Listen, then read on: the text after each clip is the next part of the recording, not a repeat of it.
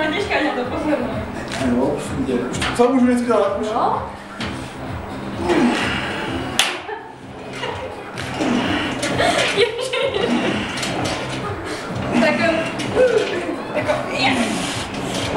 Dobře ty. Skončil, máš díl prosím.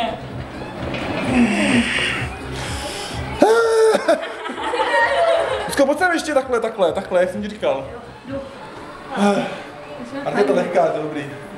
Do domu! Jo, Peťo, jeď! Jo!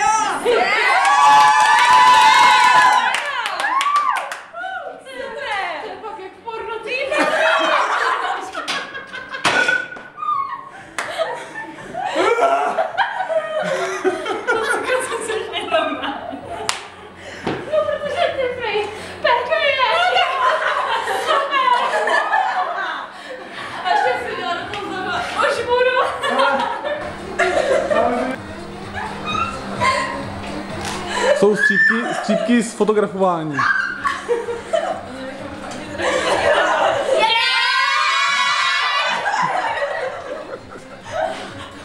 To je jak Luky, vy teda moc nepálíte.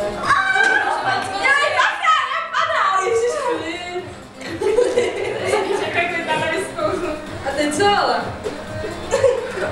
Ty jsi špindovat. No zaber, jak tam nebyli, jo? Tak.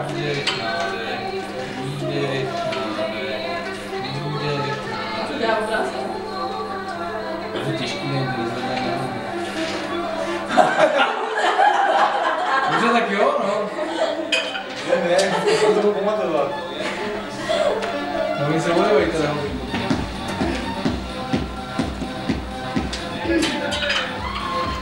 Tak mám šel trénink s Martinem. Musím to dělat pořádně. Tak jo.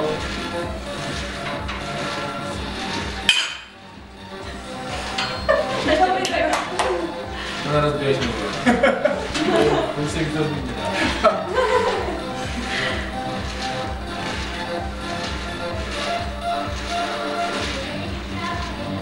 Tady vidíte, že nemusím strach z takových fitek, který jsou vyšamponkovaný. Přes si hlavu, záda pěkně. Vycháš?